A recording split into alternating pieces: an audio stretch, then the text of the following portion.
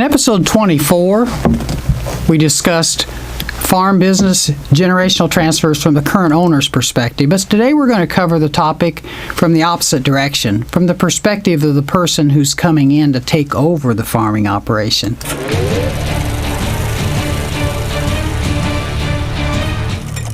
Hi, I'm Norman A. Hood, financial advisor and host of the Exit Plan Show.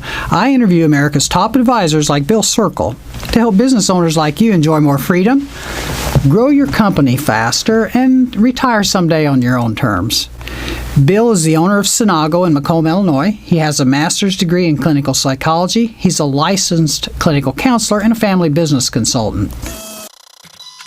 So we've talked about this in a previous episode, but just let's do a quick review of the generational nature of farm business operations. Okay. There are very few farms out there where a farmer just goes out and buys land and sets up shop and starts on his own. Mm-hmm. With the changes in farming now, it takes a family to help someone else get started. Mm-hmm. A few years ago, I had a client, he just had graduated from U of I and thought he was going to come out and just set up, and he couldn't get any land. Mm-hmm. It was all tied up. Yep. And so right now, I don't think he's even farming anymore. Mm-hmm. So it takes a farm family to help someone get started for a young person today. So when someone takes over a farming operation, do they see things differently than previous generation? I'm sure they do, but how do they see it differently? Okay. Let's take someone that's 65 years old now, and just think about the changes in farming in his lifetime. Mm-hmm. We've gone from working with horses, steam engines, iron tractors, to GPS, the guided systems, mm-hmm. Precision planting, precision application of fertilizer. It just, the technology, is computer generated now. It's so much different. The finances are so much different. Most farms now are multi-million-dollar operations. Mm-hmm. A young person who's coming out of college doesn't have that kind of money, right, to set up in that situation. The volatility of the markets. When Dad was that age, 20-something-year-old, it would take a week or 2 weeks for the markets to fluctuate $1. Mm-hmm. Now they'll do that in a day.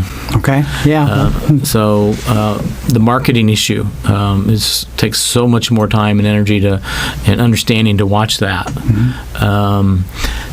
The person that's leaving, back then, you could make a living on brute force. Mm-hmm. Just go out there and work hard, and you would probably succeed. Mm-hmm. And now it takes high intelligence. You have to be a good business manager. You have to be able to manage money well. Mm-hmm. You have to be able to imagine and envision the future, anticipate what's going to happen. So there's a lot of changes. Mm-hmm. For a younger person today, one of the big changes is education. Mm-hmm. Most farmers back in the 50s or 60s didn't go to college. Mm-hmm. And so now, it's much more common for a person to go to college, get their education, then come back to the farm, mm-hmm. and apply that. Okay. Yeah, I like the point you brought up about marketing. When I was growing up, if you mentioned marketing, my dad probably thought of Madison Avenue. Mm-hmm. But I was just having lunch last week with a financial advisor, and he was talking about the biggest difference between the really successful farm operator and the others is the marketing ability, mm-hmm. and how they are able to do marketing and understand the importance of locking in profit, that sort of thing, mm-hmm. and paying attention to markets. So that's a good point. Mm-hmm. Nowadays, people use the hedging, which probably didn't exist in 1950. Mm-hmm. So the ability to understand and use that and to play on the actual board of trade, mm-hmm. Is where a lot of people are more successful. Okay. In the previous episode, we touched on the difference between a role and a task, and how sometimes a farm owner, when they transfer that to the next generation, they have to change from their roles and their tasks change. Mm-hmm. How about the assumer? I mean, when one changes, the other changes too. Mm-hmm. But what's that look like when they make those changes, or some difficulties maybe? It's important to remember the difference between roles and tasks. tasks or something job that has to be accomplished, such as agronomy, animal husbandry, taking care of the crops, the animals, scouting, so forth. Roles are more about relationships and how people relate to each other, such as being a leader, being a follower, being a producer, being a visionary. Those are some common roles on the farm. For a young person coming in, they don't have a lot of experience in any of these roles. They've pretty much been a follower their whole lives. People have been telling them what to do. They go to college and the professors are telling them, this is what you have to do, this is what you have to learn. And they get back onto the farm, and that usually continues for quite a while.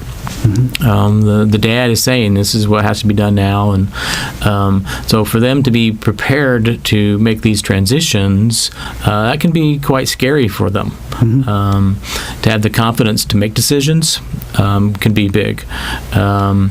Being able to understand the finances. A lot of times being the follower, they're a producer. That's one of their roles. And so they show up at 8 o'clock, 6 o'clock, whatever, depending on the time of year. They do what dad says for the day, and then they get their paycheck and they go home.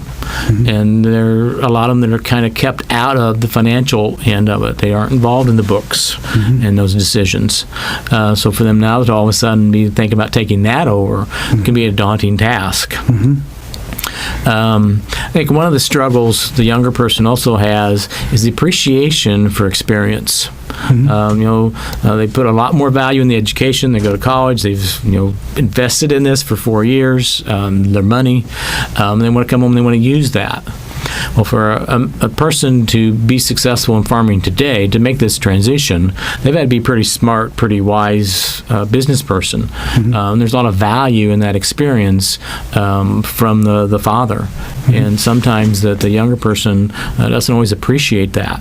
And they think, well, these are new ideas, and this is going to work better than what Dad did. And so, we'll just kind of push Dad out and do what we want to do and ignore that experience. Okay. Yeah, I can kind of relate to that. I was raised on a farm. I left and pursued another career path, but I know when we first got married, I'd need things done around the house. My dad could do anything. I mean, he could make anything. He could do anything. And he was still fairly young, so I'd call him, so Dad come in and do it for me. And then Dad got a little older, and he couldn't always do the things he did before, so then I'd call him, and Dad would come in and tell me how to do it and watch me and tell me what to change. And then, a little more age, and I, became a little more independent, and I would call Dad and say, hey, how do you do this? And then I would do it. And now, my dad's 91, thankfully still living, and I'm 60, but, now I just tend to do it, and then I'll stop by and tell my dad what I did. And, his roles changed too. He doesn't try to tell me what to do. I probably do things wrong, and he doesn't even tell me I did it wrong. But it's interesting how that's over 30 years, how those roles have changed. But it kind of happened gradually. And that sounded like a pretty healthy transition. It wasn't a sudden switch. He took the time to teach you, to show you, and you took the time to learn, and then just gradually it kind of switched like this instead of going like this. Right. So you probably felt a lot more confident when it come time for you to take care of your dad. Right. And take that role. Yeah, true. To sum things up, when the assumer or the next generation takes the torch from the previous generation, what changes? The biggest change is that relationship between the father and the son. I think it's really important to recognize that the son is now an adult. For the father to have that respect for the son as an adult, and also for that son to recognize the father still has value. He's still important. He still has a great mind, even though his physical body can't do what it used to do. He has a lot of wisdom, and that's invaluable. That wisdom that they can bring, and it's important for that child to respect that from the father. Okay, good.